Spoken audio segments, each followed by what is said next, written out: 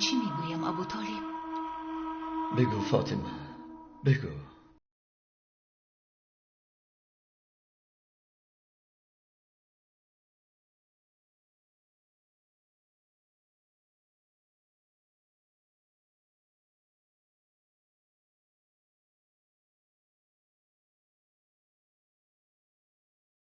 حفظ کن او را، محافظت نما برادرزادت را.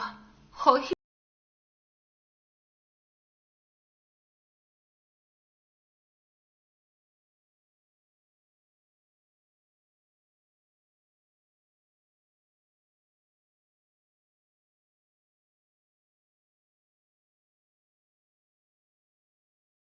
پذیرفتم دین اسلام را ابو طالب.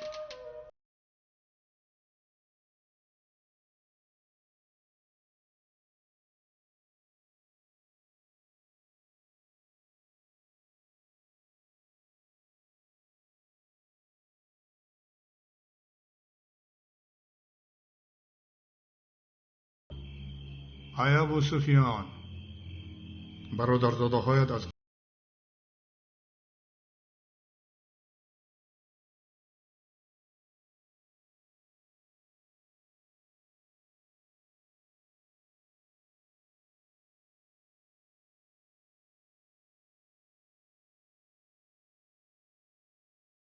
چندی خویش و تبارت باشد. بار من به یمن رفتم.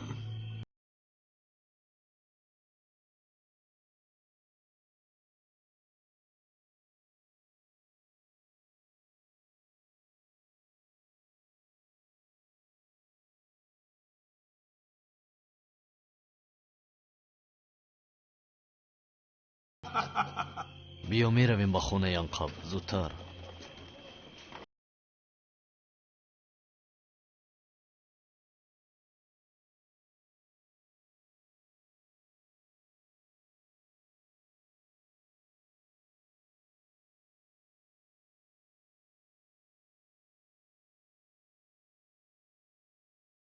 مسلمان ها صحبتی شما رو شنیدم با پیامبر درود خدا بر او و به آلش.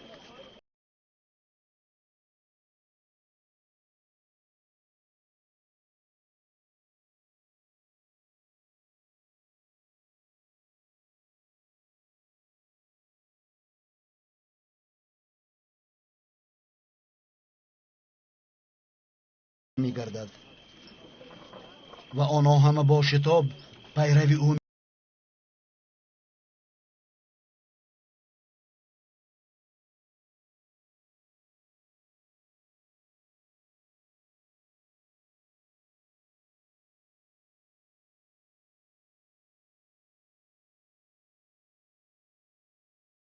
دل شروع میگردد و قوم هاشم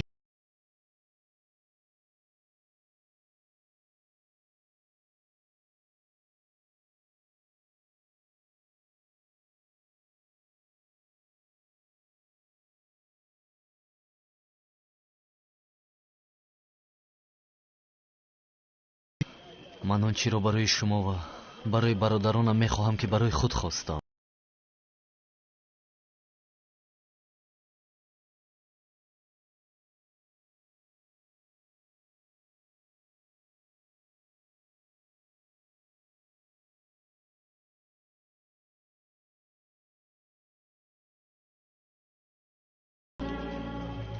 ای برادرم حمزه، برو به خانه برادرت ابو طالب.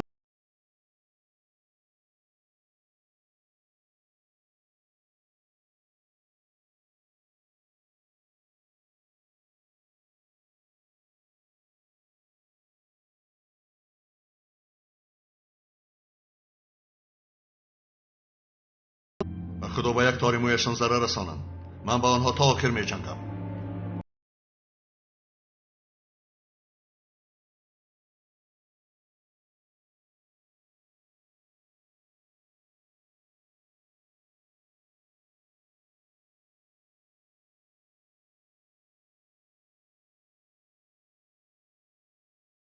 بعضی از ساکنان قریش آنجا جمع آمده با ابو طالب عاید پیامبر گفتگو دارند.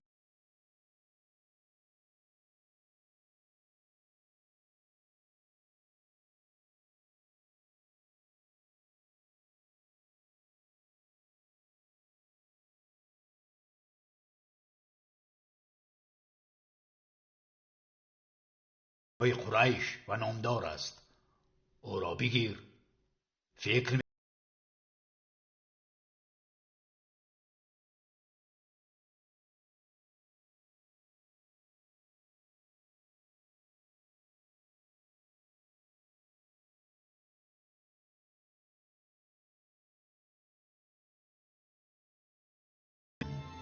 تا بکشیمش. از گفته هایتان شرم کنید.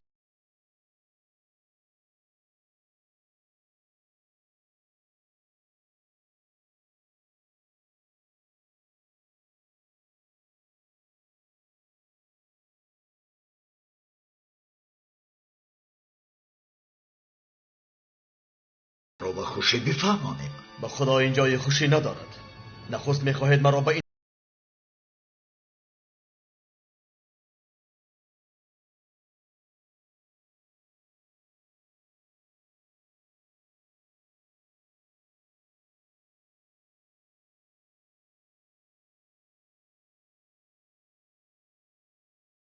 رساند. تا زندم حفظش میکنم. بله ابا طالب.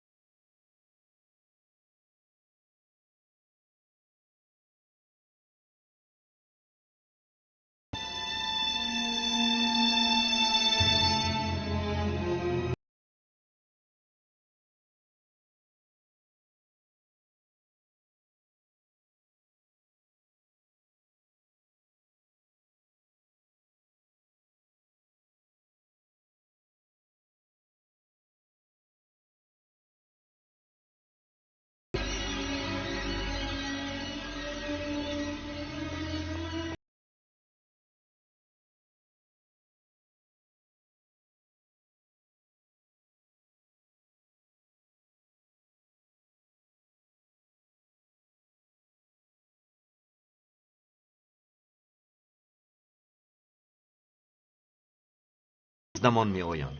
آنها درباره محمد شنیدند. حالا سری وقت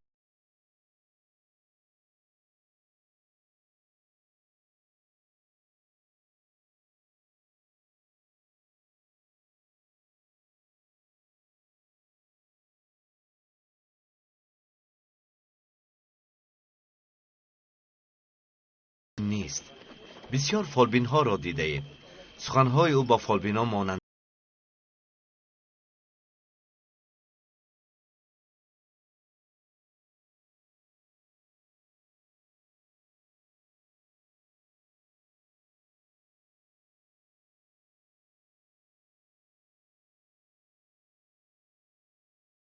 شاعران را و خوب هم میشناسیم. هم میدانیم شعرهایشان چگونه است، چگونه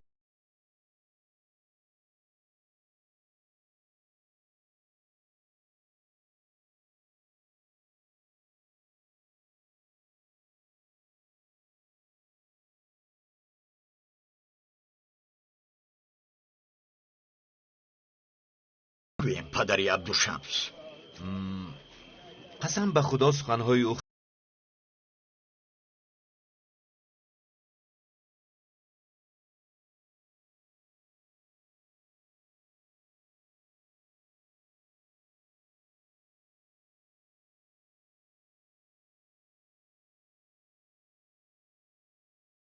جدایی می اندازد بین پدر و پسر، بین کل برادران، بین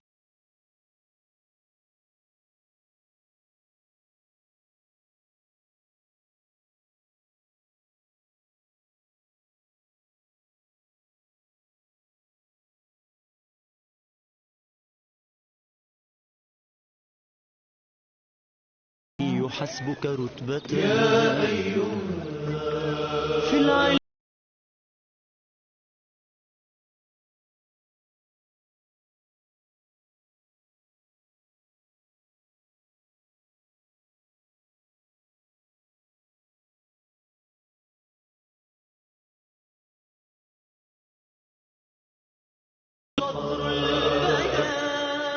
الذكر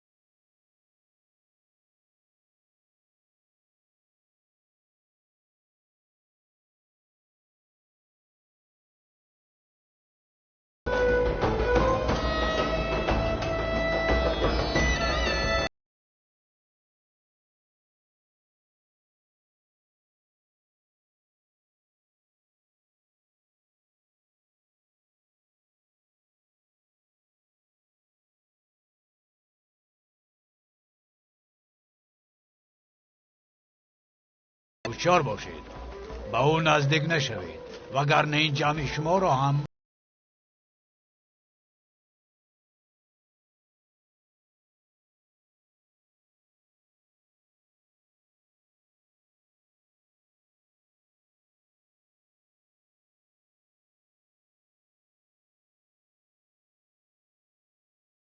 بین مردان و بین زنان هرگز به سخنهایش گوش ندید.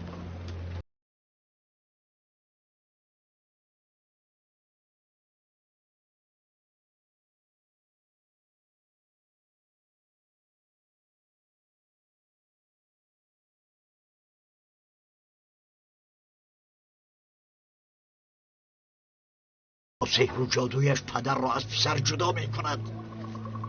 گوشهای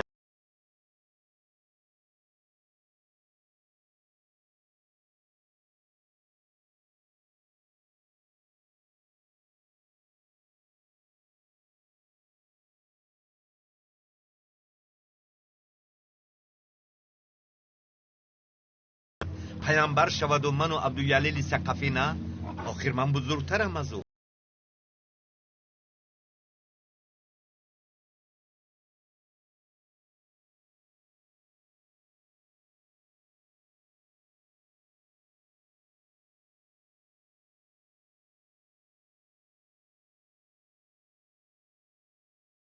پیمان می شوید. بعد او می گوید من پیامبری هستم که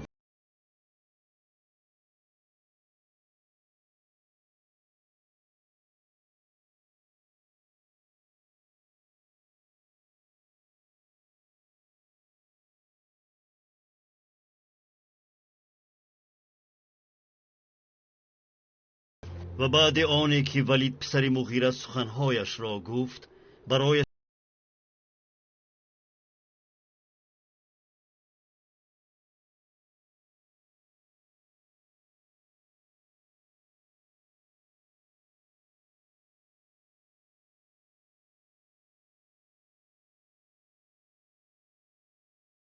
را که آفریده ام تنها بگذار، با او مال فراوان ارز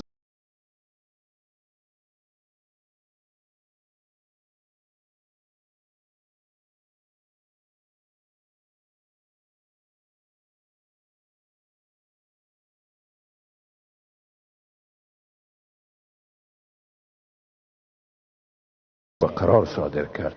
پس مرگ بر وی که چی قراری صادر کرد.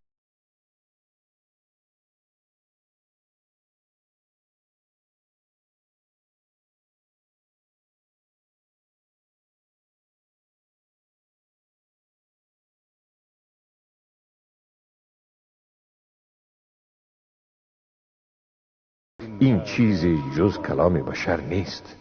صدق الله العظیم.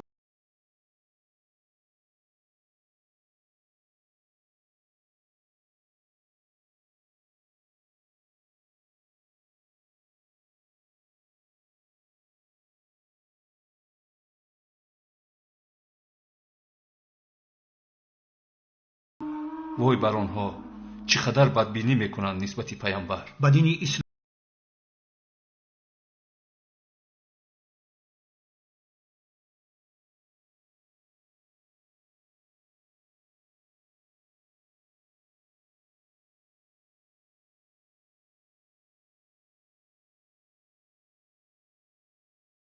عرب ها را هدایت می کند به دین اسلام. وای بر قریشی ها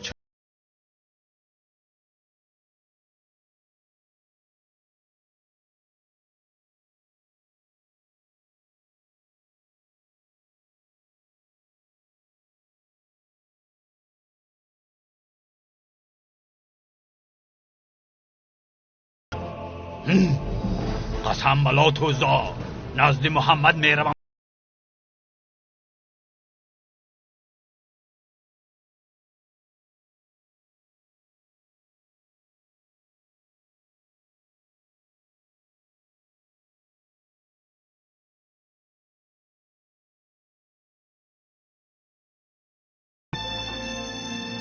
هرچی بادا باد به ابوالحکم و محمد.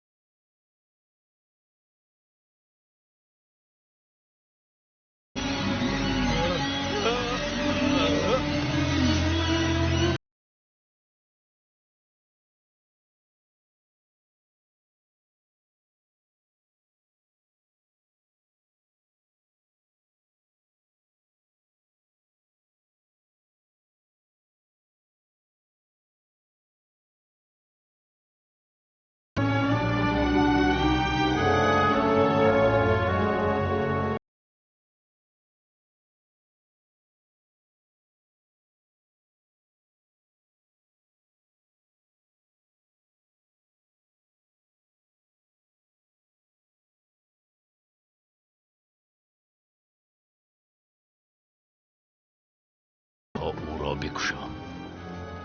در بینمان اشتری بدهیبت پیدا.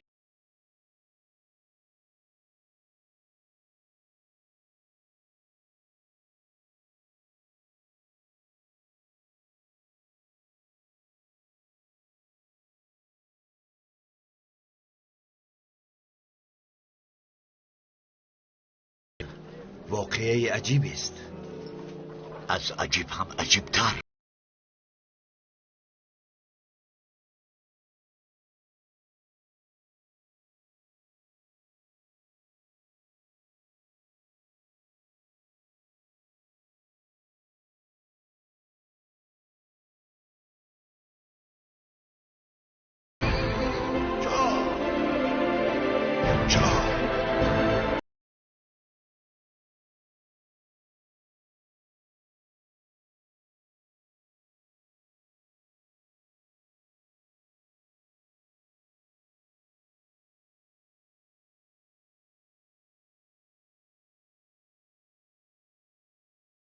من در دین محمدم. من پذیرفتم دین.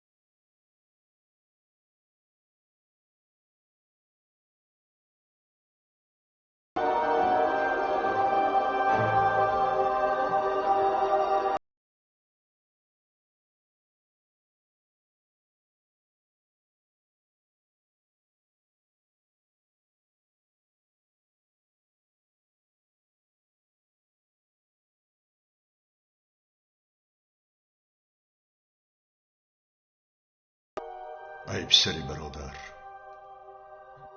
چون در صحرا شب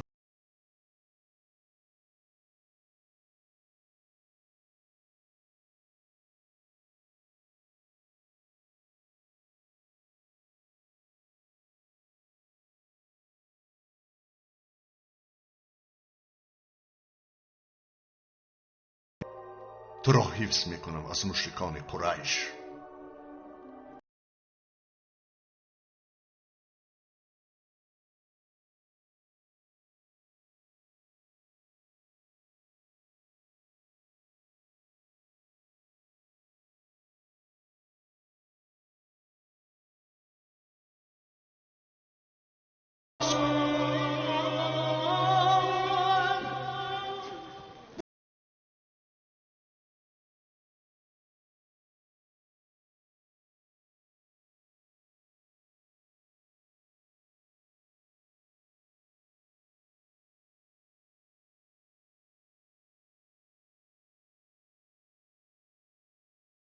او را مسخره کرده به حالش میخندیم. این خداور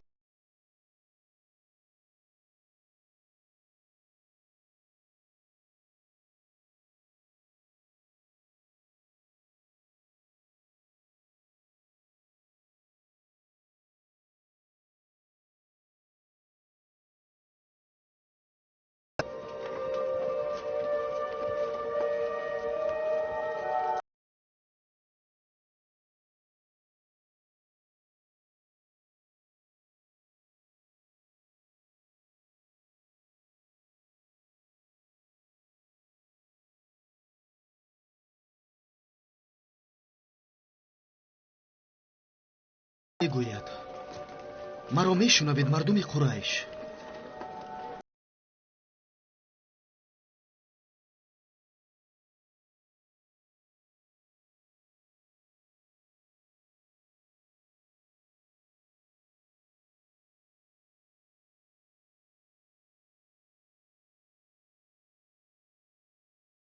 گاه عمل جاهلانه نکرده ای. جانم فدایت رسول.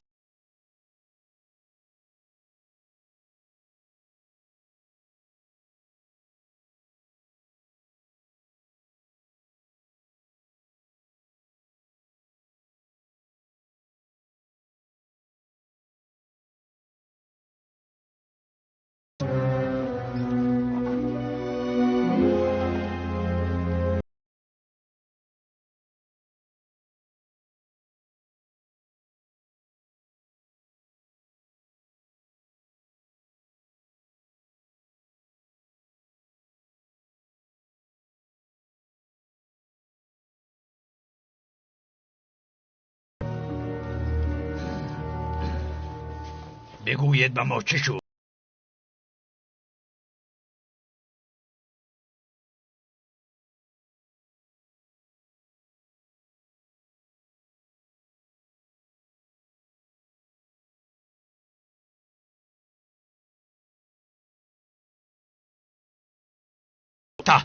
و قریش ها دیگر درباره ما چیزی نمیگویند.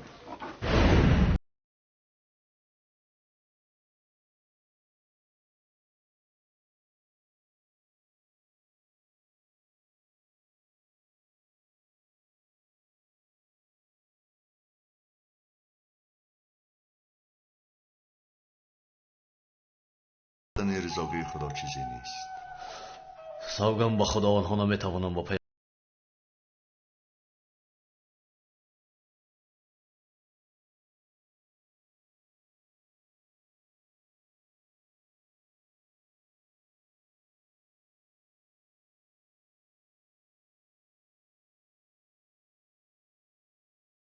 باشه. ای مردم قریش، قسم به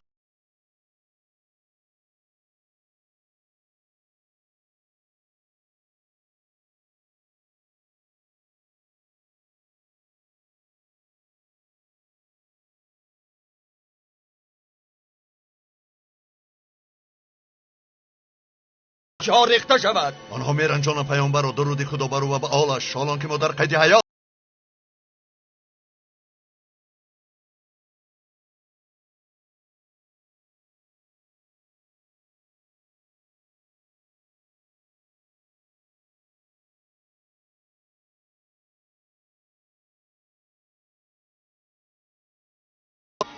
چون محمد نزد شما آمد آرامانه گفتگو کنید. مهربان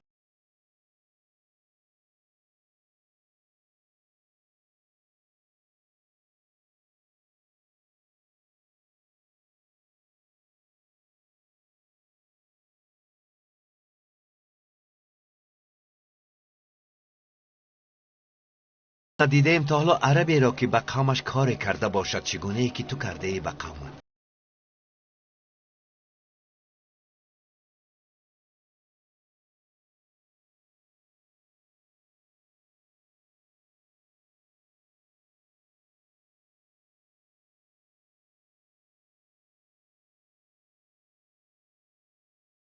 سوانیم تنها خاتمه ده این کارهایت را.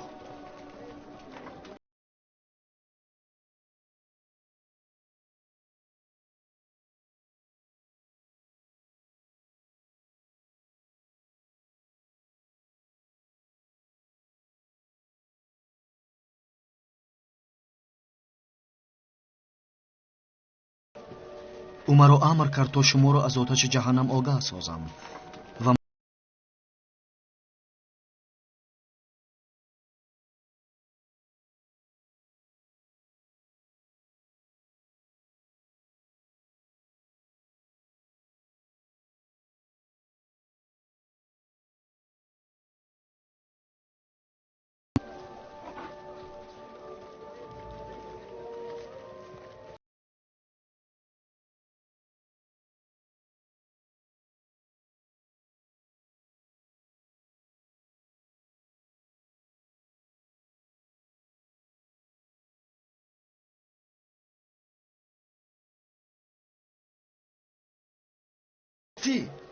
چی این را قبول نداری؟ ما میخوایم استراحت کنیم.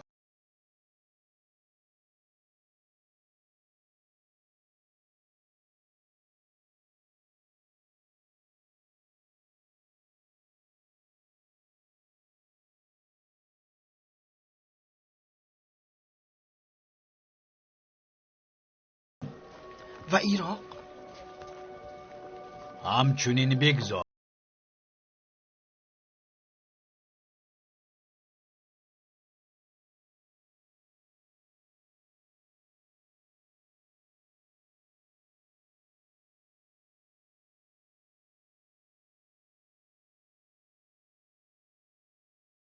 حقیقت پیامبر خدا هستی.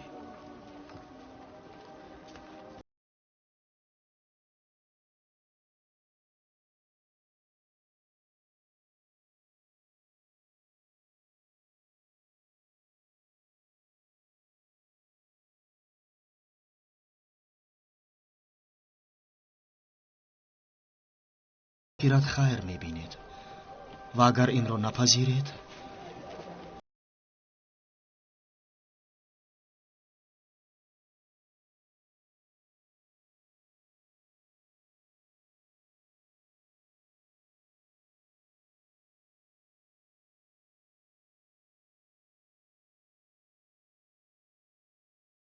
میوه بدهد، همچنین جواهرات نقرگین و طلایی تا به چیز احتیاج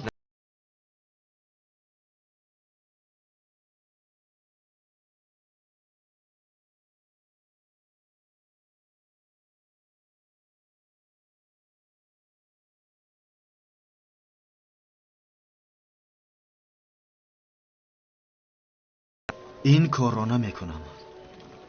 من کسی نیستم که از خدایم خواسته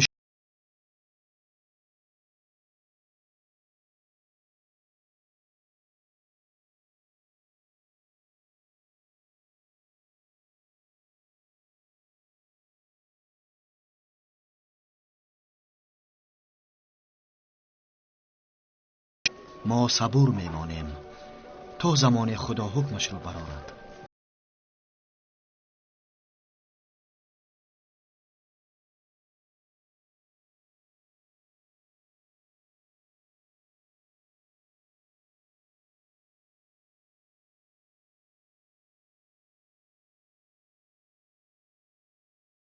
این کار خدا است، اگر بخواهد میکند.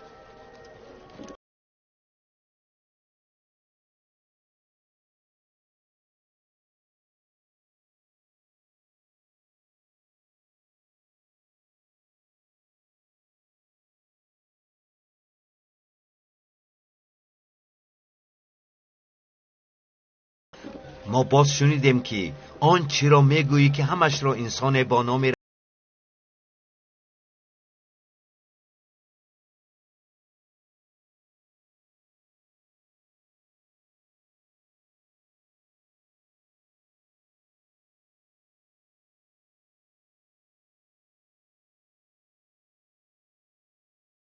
تا زمانی که خدا و فرشتگان را ناری که گواهی میدهند تو پیامبری،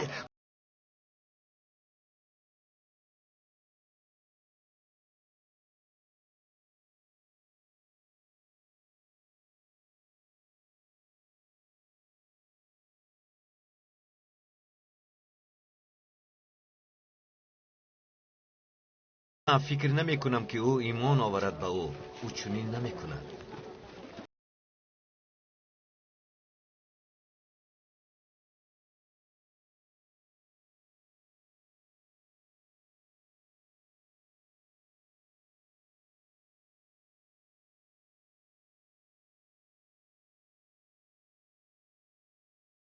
این کار را بکنی هم گمان نمیکنم تو را باور کنم. وای به تو.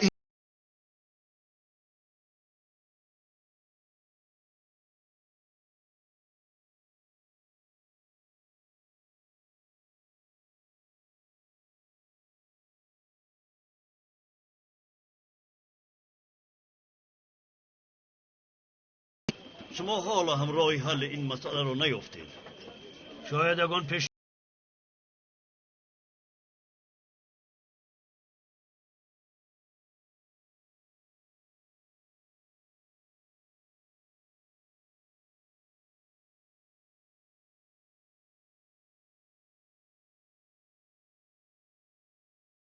شما اندیشه دارید. خودتان ببینید آخر. کو قصه کن.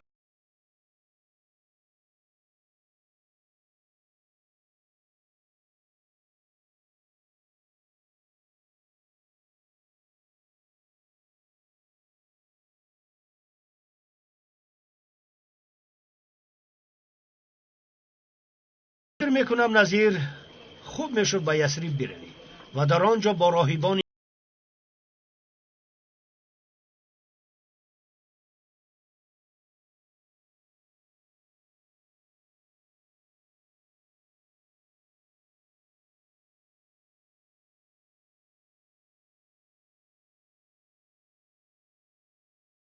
یهودی گفت و شنید کردند درباره پیامبر خدا.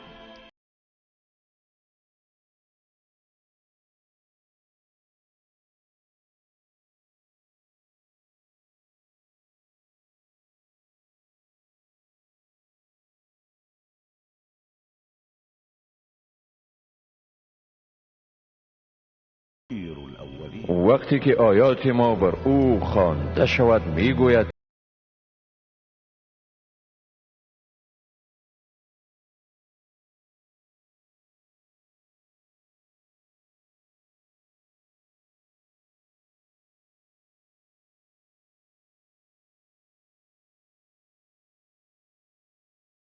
میرش کنید. محمد خودش آمد.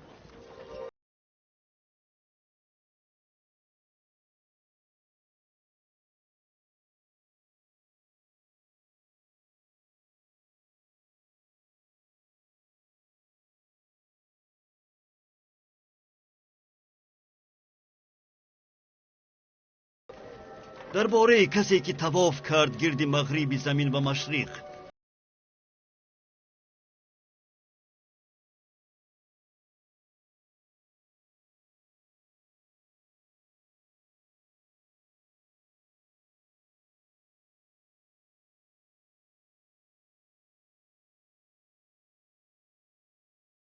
او و با آلش 15 روز منتظر شد تا به او وحی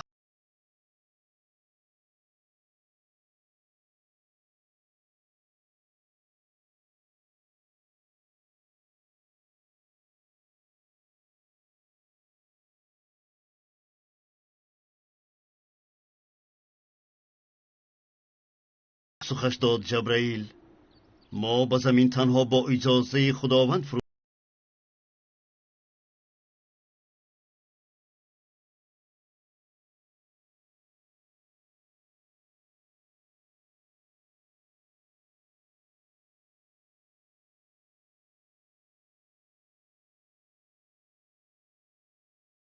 و هرگز مگوی من فردا این کار را انجام میدهم، مگر این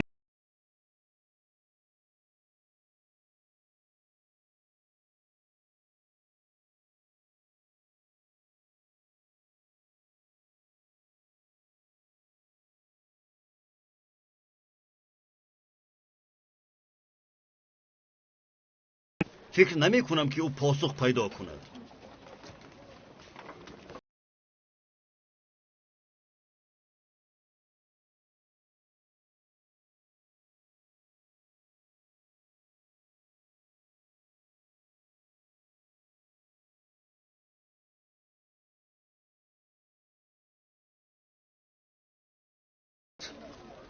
الکی به او وحی نازل شد از آنچه که شما پرسیدید.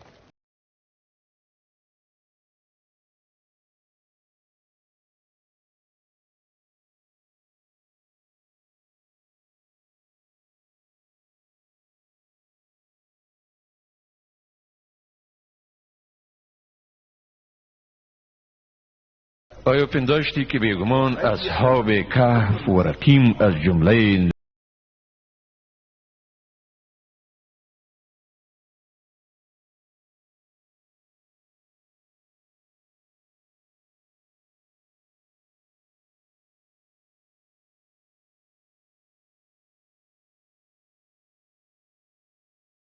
پرده خواب را زدیم، بعد از آن ایشان را برانگیختیم تا آشکار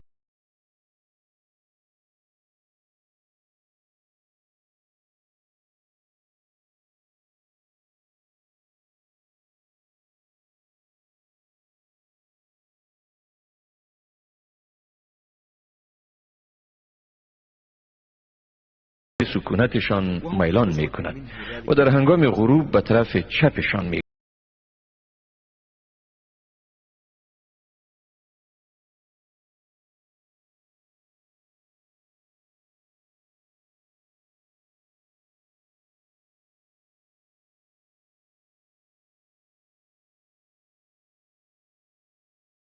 در حالی که خفته بودند و ما ایشان را به پهلوی راست و پهلوی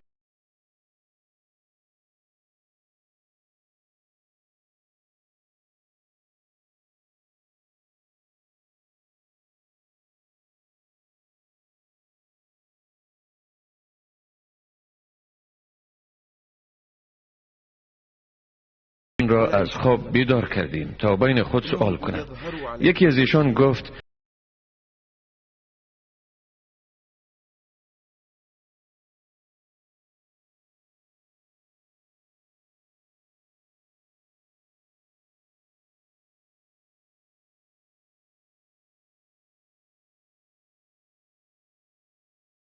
کدام یک از ایشان غذای پاکیزه تر دارد و از آن به شما غذای بیاورد.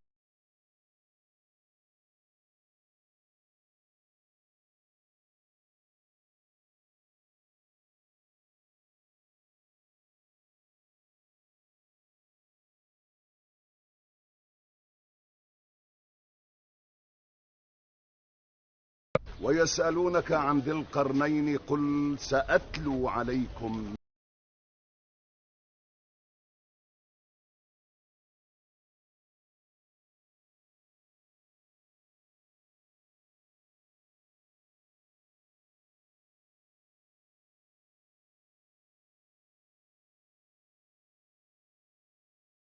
او از این وسایل استفاده کرد تا چون به غروبگاه آفتاب رسید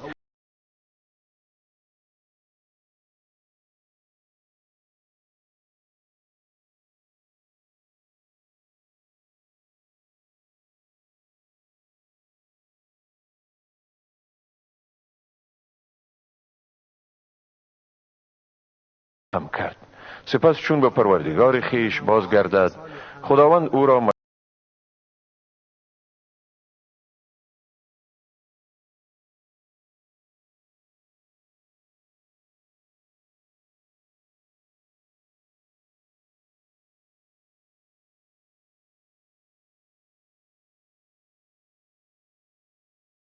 آفتاب رسید. آفتاب را چنان یافت که بر گروهی که میان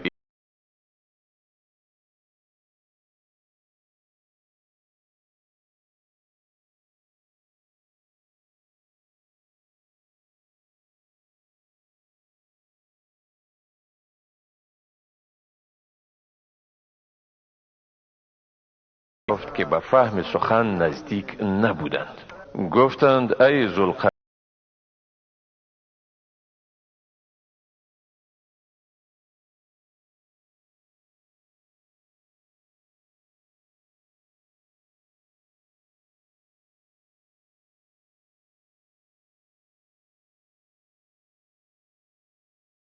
کنید تا میان شما و میان ایشان سدی بسازم. تخته های آهن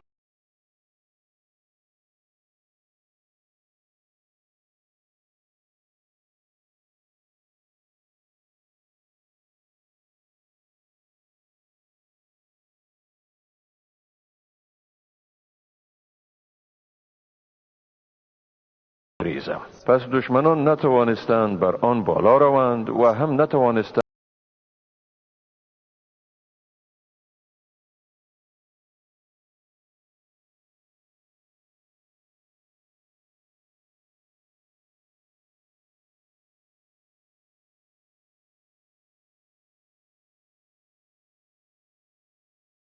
بگو اگر بحر برای تحریر کلمات پروردگارم به حیث رنگ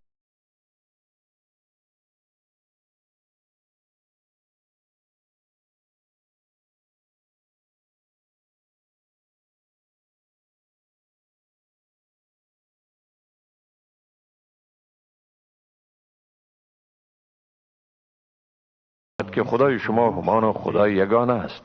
پس هر که آرزوی دیدار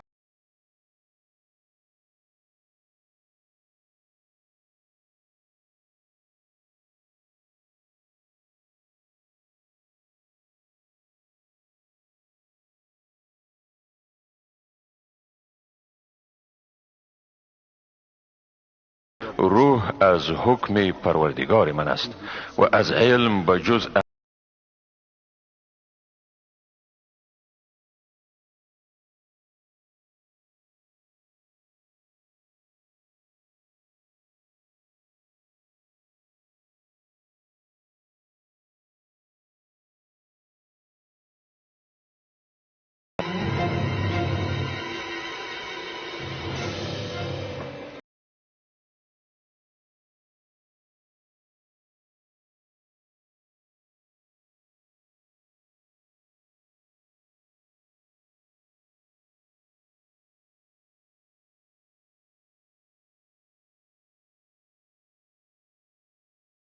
زمین و به سخن در آوردن مردگان خدا آیت نازل کرد. اگر قرآنی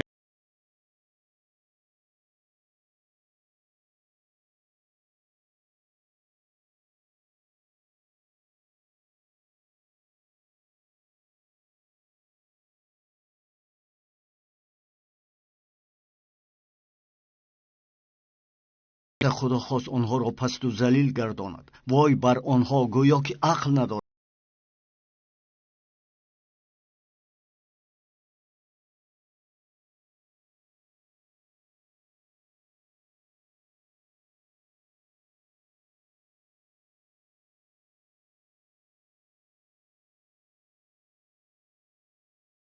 که خداوند سبحان و تعالی هدایت می کند عمر ابن خطاب را.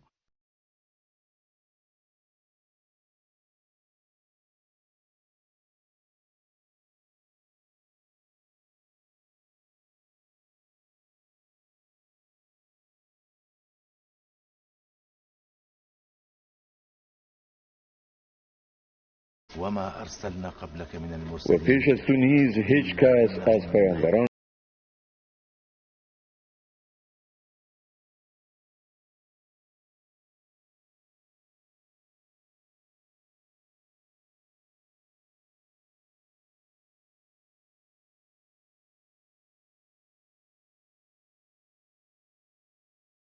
این معنای آن را دارد که خدا ما را با هم سنجش گذارد.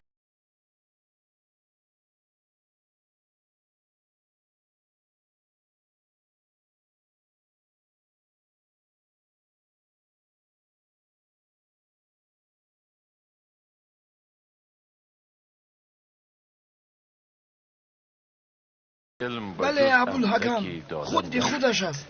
قسم بلاد.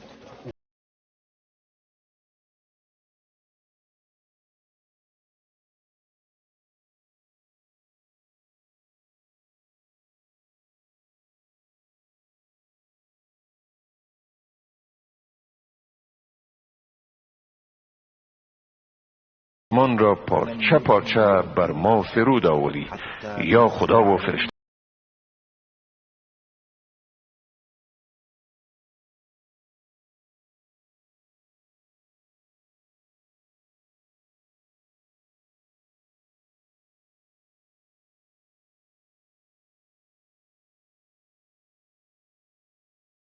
پیامبر فرستاده شدم. ای